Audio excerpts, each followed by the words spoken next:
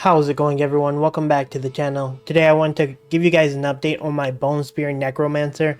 I made a build about this about a week or so ago, and I wanted to show you my progress, give you guys some details on my Paragon board, my gear, and maybe even give you a little bit of nuance on some of the changes and reason why things are what they are, and so that you can be prepared and maybe like follow the build if you're following it for the next season or whatever the case is. Anyway, let's move on to the gear section. Alright, now we are on the gear section of the video, and yeah, I'm just going to show you the gear, the Paragon, and all that good stuff.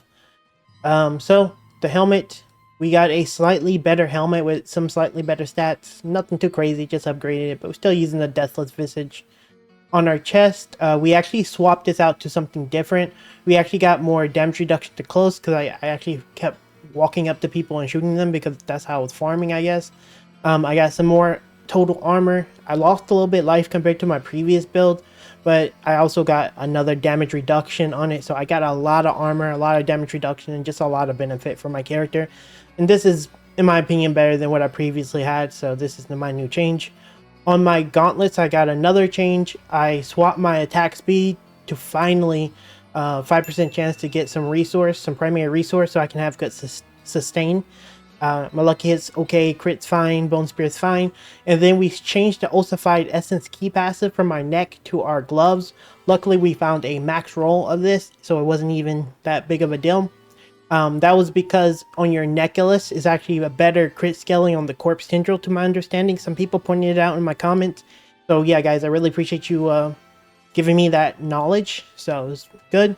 Outside of that, the necklace remained about the same. I just swapped that out. So yeah, necklace the same. On my leggings, I don't think I changed my leggings. I think these are the same leggings. I should change them out though, because of the fortify is actually a little hard to do with Lilith. But outside of that, stayed about the same. Nothing too crazy there. I actually changed my boots though. I got some int boots with some essence cost, some corpse tendril, and then I got move speed on it. My previous boots didn't have a base move speed on it. I swapped to that, and then I imprinted a crit strike. Increase your move speed thing just so I can be a little bit faster. It really helped out.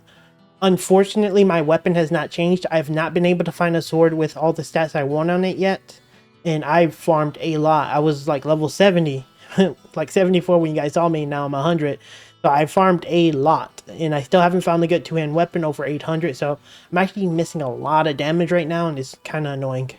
But ideally, these are, in my opinion, the best stats you can get. I actually think you should have core skill damage. I think I may have had, in that spot, I had, like, bone crit. I think it was a little bit too much crit. I think I need to get some flat scaling. Either way, I did swap that bone crit to int, and I feel like that's more rounded, and I feel like my damage has gone up significantly when I changed over from the crit, so that's my new thing. I showed you the necklace. On the ring, ideally, I still need to change this out. It's impossible to find the, like the thing there, the exposed flesh. It's impossible to find it. But ideally, I would change that to like maybe max resource, the damage to distance enemy. This ring right now is rolling me for like 5 million right now, so there's like no reason for me to use this anymore, but it's okay, I guess. On this ring here as well, this one's okay too. I, again, would prefer some max essence or something, but haven't changed too much. I added the what's this called, Edgemaster to it, because previously I was using the one that gave like resource whenever you CC, which is okay, but I prefer the Edgemaster. Honestly, I should do the one that's damage while standing still, because that would probably be more damage, but this is what I'm using right now because I do have decent resource sustain. That's pretty much it for the gear. Attack power went up quite a bit, and I'll show you how to get your attack power up or why it goes up. I have 7,560 armor. With disobedience, this goes up significantly, and I'm nearing the cap, so I'm not too worried about armor anymore. And then I have 15,000 life almost, and so I'm relatively tanky and strong, so pretty good. Next, let's talk about the skills. I'm going to show you the skills I went, because I made some minor changes. We're still using bone splinters. When you're like fighting against trash, this is okay. You don't really need it, but it is what it is. Got more points in imperfectly balanced and in unliving energy. Bone spear obviously still maxed out. Huge flesh, of course. And then I only got 1 point in blood mist right now because I needed the points. I'm missing like 4 skill points or something, or 3 skill points or something. I haven't finished the exploration. I also removed the points off of Corpse Explosion, and I got Corpse Explosion just 1 point into it. We got Grim Harvest as well as Field for Death maxed out. And then we got Death Reach. We should honestly get 1 more point and put it out there into this one. It'll be pretty good. We only have... How many points is in this? I think I have like 1 point, and then it's been scaled because of other things on my gear. And then, you know, we have the basic vulnerable. This honestly should be the blood thing when you're going against mobs, but this against Lilith, ideally, I think.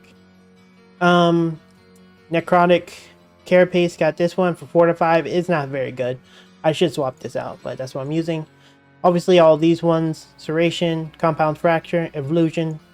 And then I got Inspiring Leader. This one's actually pretty good because it gives you a ton of attack speed, even if you don't have minions. I actually wasn't using this before. I think that was a mistake. I should be using that, but now I am, obviously. Standalone, Memento Moria, of course. Still using Bone Storm, and then Ossified Essence for the Ossified buff. Again, ideally, I would get 1 more here, 2 here, and then maybe remove this because this is kind of like whatever. But yeah, that's what my skills are. To the Paragon, though, this one's important. I didn't actually give you guys an update on the Paragon.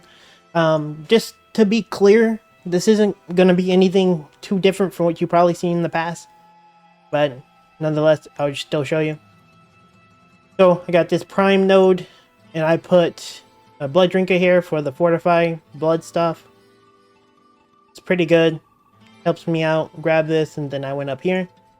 This is the Bone Graft board. This is how I path it. You guys saw this in the last video. We grabbed the health here. I like HP. Grabbed Vulnerable here. We put Vaughn here because Vaughn is good. And then we grabbed all the stuff here. Over on this board, this is the Scent of Death board. And then we put... Is this my Embeater board? Yeah, we put Embeater. One thing to note about Embeater, as you notice, my willpower is insanely high. The reason why I have it so high is for some reason, I don't even know if it contributes to it, but the reason why my attack power is so high right now is because of Embeater. Like, do I have enough money to show you guys? I may not have enough money because I'm poor as hell. But this is just a little bit of a nuance to show you guys. So I took away 3 of them. Remember, I was 10k. I went up like 1,000 from just pressing 3 willpower boards. Pretty insane. So, you know, this willpower is giving me like a ton. Well, actually, that was only 2 willpower. 2 willpower gave me 1,000 more power. So, you know, I have all these different willpower nodes, and it gave me a ton of like attack power. Not sure why, but it's very weighed for the Necromancer for some reason. Anyway, I'm using Scent of Death. I grabbed these Ruin nodes for the crit damage. Like, you don't really need all this, like the damage to healthy. I mean, I guess the damage to healthy is good, but you don't need all this stuff. I just grabbed it because I liked it. And then I grabbed some more crit damage because I crit a lot, so it makes sense. We went down here and grabbed this board. What is it called? We got Gravekeeper there, and the board is called Flesh Eater. This actually is a crazy multiplier when you consume 6 corpses. And then you just like Tendril, you just super kill things fast. And then Gravekeeper gives bonus to elites. That's the only reason you even have this here. You can put other stuff here.